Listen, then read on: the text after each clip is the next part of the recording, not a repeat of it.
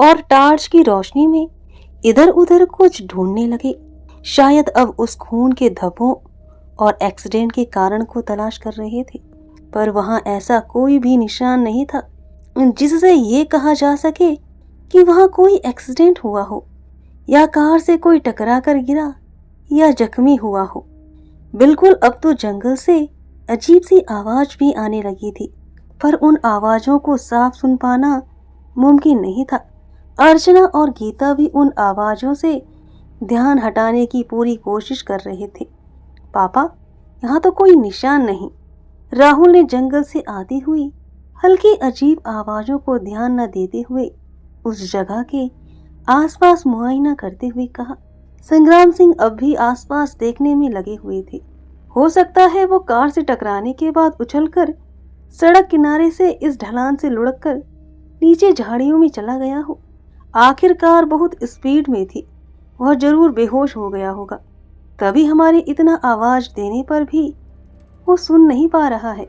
संग्राम सिंह ने अपना एक और तर्क लगाया और फिर राहुल के हाथ से टार्च ली और ढलान की ओर रोशनी फैलाई, लेकिन उस तरफ झाड़ियों के सिवा और कुछ नहीं दिखा।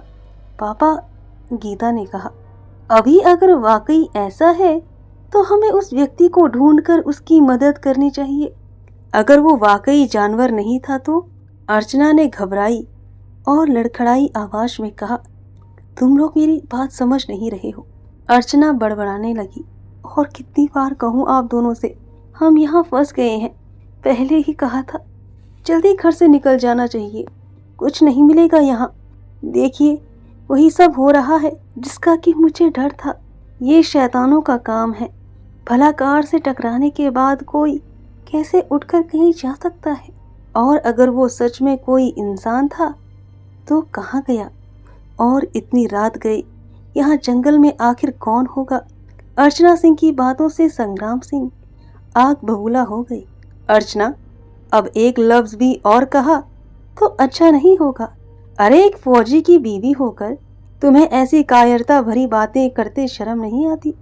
मुसीबत के समय बच्चों को साहस देने के बजाय ये पागलों जैसी बात करती हो। भूत प्रेत तंत्र मंत्र, उफ, क्या करूं अब मैं? पापा, आपको ये देखना चाहिए। राहुल ने कार के नीचे इशारा करके कुछ दिखाना चाहा। अब कार के उस तरफ सभी लोग आ चुके थे। उधर खून के निशान टायरों तक जा रहे थे। फिर सड़क के दाहिनी तरफ थोड़ी दूर से मिट्टी पर घसीटने के निशान थे। पापा, इसका मतलब आपने ठीक अनुमान लगाया। जो कोई भी हमारी कार से टकराया था वो जरूर सड़क से उछलकर किनारे गिर गया होगा। वैसे भी स्पीड इतनी ज्यादा थी कि ऐसा होना स्वाभाविक है। पापा, हमें देखना होगा, मदद करनी होगी। हे भगवान, मैं भगवान से दुआ करती हूँ राहुल कि तुम और तुम्हारे पापा जो कह रहे हो वो ही सच हो और मैं गलत। अगर ऐसा हुआ ना बेटा, तो हम जरूर यहाँ से निकलकर घर पहुँच जाएंगे। अर्चना धीरज रखते हुए बोली। गीता ने इसी बात पर अर्चना का हाथ पकड़ हिम्मत दिलवाया कि सब ठीक है। हेलो, अरे कोई हमें सुन रहा है क्या? कोई है वहाँ? कोई है? संग्राम सिंह ने जोरों से चिल्लाना शुरू कर दिया था। सड़क के दोनों तरफ घने जंगलों की तरफ राहुल और संग्राम सिंह आवाज देने लगे। जंगल में उनकी आवाज गूंजने लगी और ऐसा लग रहा था जंगल अपनी ओर बुला रहा था उन्हें उन जंगलों से। पापा, मुझे लगता है वो हमें सुन नहीं पा रहा।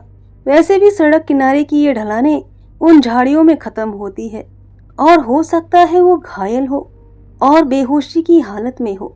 मुझे जाकर देखना होगा, राहुल ने कहा। पापा, मुझे वो टार्च दीजिए। आप लोग यहाँ कार के पास रुकिए, मैं नीचे जाकर देखता हूँ।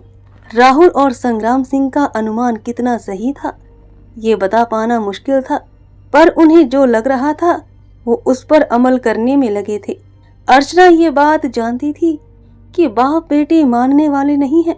इतने अंधेरे अकेले में वहां मत जाओ बेटा, मुझे डर लग रहा है। अपने पापा को भी साथ ले जाओ, अर्चना ने अपनी उसी घबराई आवाज में कहा, जिसमें उनका डर और बेटे की चिंता दोनों शामिल थी। मम्मी, चिंता मत करो, अगर वहां कोई हुआ तो पापा को आवाज लगा दूंगा और वो आ जाएंगे मदद के लिए। अभी उस व्यक्ति की मदद करना जरूरी है, प्लीज। हमें अब तक पता नहीं है वो कोई जंगली जानवर ही था या इंसान। खून के धब्बों को देखने के बाद दोनों ही सूरतों में मैं उस जख्मी को यहाँ अकेले नहीं छोड़ सकता। राहुल ने अर्चना को समझाया और फिर संग्राम सिंह से कहा, पापा आप तब तक यहाँ मदद देखिए, कोई भी गाड़ी आए उसे हाथ दीजिएगा। गीता मम्मी को संभालो, मुझे कुछ नहीं होगा, मैं 2 मिनट में आया। राहुल सड़क किनारे उन झाड़ियों की तरफ बढ़ गया। अगर वो संग्राम सिंह जैसे फौजी का बेटा ना होता तो शायद ही कोई इंसान उन घने काले जंगलों में अपने कदम भी बढ़ा पाता, क्योंकि वो जंगल कोई मामूली सा जंगल अब तक नहीं लग रहा था।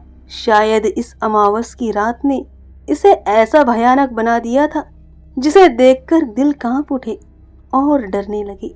दृश्य 3। मुझे तो कुछ ठीक नहीं लग रहा। यहाँ दूर दूर तक कोई गाड़ी नहीं दिख रही।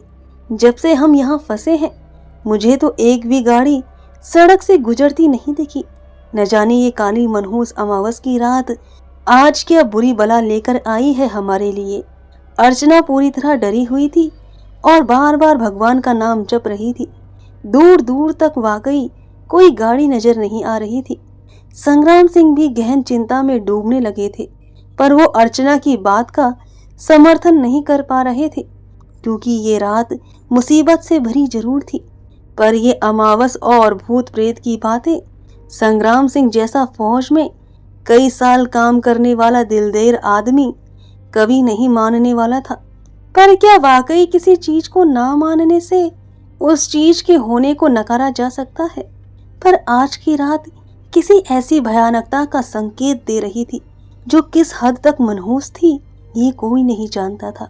अभी तक ऐसा कुछ भी नहीं हुआ था जिससे कोई भी व्यक्ति ये मान ले कि इन घटनाओं में अमावस की काली रात में घूमने वाली अनजान शक्तियों का कोई हाथ है।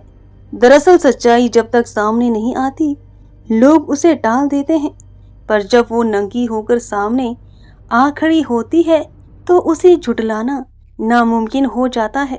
राहुल को गए हुए अब तक 10 मिनट से ज्यादा हो चुके थे। न जाने राहुल सड़क किनारे दिख रही उन झाड़ियों में कहाँ गुम हो गया था। चिंता का विषय बन जाना अब लाजमी था। ये राहुल अभी तक क्यों नहीं आया? जरा देखिए ना, कहीं कोई मुसीबत में ना फंस गया हो। अर्चना का डर अब भी चरम पर था और गीता बिना बोले अर्चना का हाथ थामे अपने डर को अपने में समाई थी। राहुल, राहुल! संग्राम सिंह और गीता ने अगले ही पल आवाज देना चालू किया, पर कोई भी जवाब नहीं मिला। ना ही राहुल उन झाड़ियों में कहीं नजर आया। पापा, राहुल कहाँ गए? मुझे अब वाकई में और भी ज्यादा डर लगने लगा है। प्लीज आप कुछ कीजिए ना। मम्मी, ये सब क्या हो रहा है? हमें राहुल को उधर जाने नहीं देना चाहिए था। पापा प्लीज कुछ कीजिए। अब गीता ने लगभग रोना चालू कर दिया। दूसरों की मदद करने के चक्कर में हम खुद मुसीबत में ना फंस जाएं। अर्चना का ममताई दिल राहुल के लिए चिंतित था। ऐसा कुछ नहीं होगा, ये सब बकवास बातें बंद करो, वो जरूर आएगा। संग्राम सिंह उस स्थिति को संभालने में लगे थे, पर कुछ देर के बाद गीता और अर्चना की बातों से संग्राम सिंह भी अपने इकलौते बेटा राहुल की चिंता से घिर चुके थे। उन्होंने अब जोर जोर से राहुल का नाम लेकर चिल्लाना शुरू कर दिया, पर जाने क्यों ऐसा लग रहा था जंगल उन लोगों की आवाज उस तक पहुंचने नहीं दे रहा था। ये रात ऐसी लग रही थी जैसे पूरा आकाश काली शाही में डूब गया हो। उनके कार एक्सीडेंट के बाद से ही जंगल ने जैसा अपना रंग बदल लिया हो। इतनी रात सड़क पर एक फैमिली और उनमें से एक सदस्य गायब था और कार का लगभग एक्सीडेंट हो चुका था जिसमें पूरा परिवार बाल बाल बचा था। क्या वाकई ये सब किसी नियति का खेल होने जा रहा था या संयोग मात्र था बस? पर शायद चुपचाप सड़क पर खड़े होकर तमाशा देखने का समय अब आ चुका था।